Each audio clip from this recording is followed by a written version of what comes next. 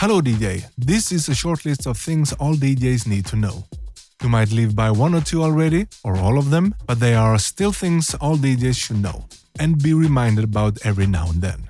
So here we go. Number 1. Don't send mixed signals. The fastest way to get good at something or get famous for doing it is consistency. Draw out a path and stick to that path. Of course, you can change direction, but not too often. If you one day say to the world that you're only going to play at weddings and the next day saying that your prime goal is to play in Ibiza, you will confuse your audience. Same goes for changing your DJ name or artist name, or logo for that matter. If you confuse your fan base, your most dedicated audience, you might no longer have a fan base. Always let every new decision marinate for a couple of days before you put it into effect. 2. Trust your taste. You know already what music you like and don't like. Don't let others decide for you what to play. Unless you want to be an open format DJ playing every request of 40 tracks and old goodies. Then that's a taste in itself. But if you dream of playing at an Afrobeat festival, I recommend you focus on playing Afrobeat music and promote yourself doing just that. And upload a lot of mixtapes with you mixing your desired genre. Trust your gut. You know in your heart when you are going in the right direction or not. If you don't feel that already, you need to adjust your goals. 3. Don't talk bad about other DJs. They say, when you point a finger at someone, 3 fingers point right back at you. When you diss or talk bad about other DJs, you are also revealing yourself. One reason people talk bad about other people is envy. You are just as much saying to other people, in other words, that you are envious of that person you talk bad about. Because if you don't like a person, why waste energy? Some even try to make themselves look bigger and better with bad remarks on others. To try and lower the competition with bad words doesn't make you greater. It actually makes you kinda small. 4. Collaborate with other DJs. Very few people have made it on their own.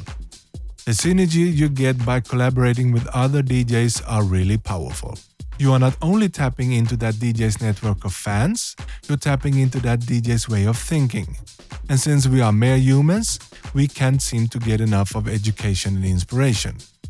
After a collab with another DJ, whether it's a track or a gig, you will end up a winner on top. Always, every time. The same goes for that DJ you collaborate with. It's a win-win situation. A growth opportunity never to be missed. Every time you say no, you will miss out on a well-deserved shortcut. 5. Work your social media. If you're not heard, you are not seen. If you're not seen, you do not exist. In the matter of those who do not know you yet anyway. If people don't know that you put out perhaps the world's greatest mixtapes, how will they be able to hear it? If bookers don't know about your excellent mixing skills, they can't book you. What if no one asks you if you're a DJ and can throw a great set? You have to be out there and tell everyone almost every day about your existence. And follow the DJs you admire and like. You will be inspired by others' work like others will be inspired by yours. And if a DJ follows you, you follow back. You never know what that could lead to. 6. Record your mixes and upload the best ones. You will always learn from others, but you can also learn from yourself. If you record a set and then listen back to it the next day, I suggest you wait one day just to let it sink in. You will hear all the mistakes you did, but most importantly, you will hear all the good things you did too. If you focus on just the transitions, you will hear what you need to improve and need to continue doing. You will be surprised how good you are. Look for some transitions that you could do better. Then go to your home decks and redo those transitions until they are perfect. And if you find 1 hour of that recorded mix that you are proud of, upload that sweet thing to your Mixcloud. 7. Don't compare yourself with other DJs. You are you, no one else but you. It's when you stop measuring yourself and your results to other people you can fully develop. Of course, you shall be influenced by others, learn from others, but not compare yourself to others. What they have and you don't. You will get there eventually. Just stay on your path and be happy about your own progress. Just because you didn't enter that top 10 list with your latest mixtape doesn't mean your mixtape isn't good. It only gives you another reason to try again and be better next time. Try to grab every opportunity to grow. 8.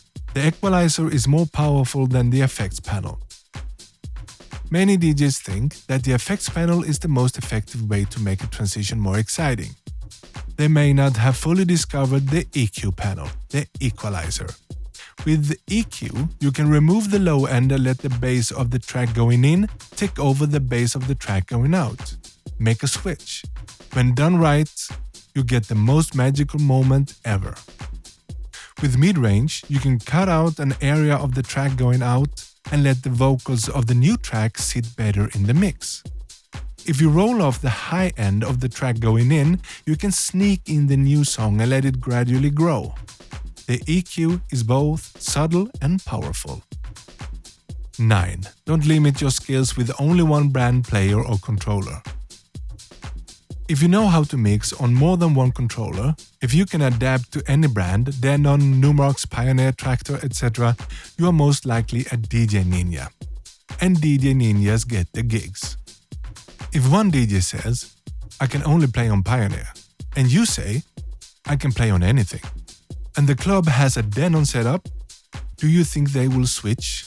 No, they will most likely book you. If a DJ is that skilled that she or he can play on any device whatsoever, that DJ must be something. So don't limit yourself to the controller you have already. Think big. Rent or lend all controllers, players and brands, and practice like a maniac. Then you might be the next DJ ninja. 10. Live stream or do radio shows when you don't have a gig. A DJ not playing regularly is not a DJ. You need to have at least one gig a month to consider yourself an active DJ. But the gig doesn't have to be in a club or at an event. It can easily be a live stream or a show for a radio station. Being a DJ is not like riding a bike. Learn once, ride always. Being a DJ is like running in the forest. You can't stop running for a month and then expect to have the same stamina when you get back on that trail, not to mention exercise pain. But stream legit. Find a streaming service like BeatHubs and start streaming without being cut off by copyright infringements. If you are not booked playing at a club on Saturday, stream at BeatHubs and broaden your fan base. Thank you for attention. See you in the next session.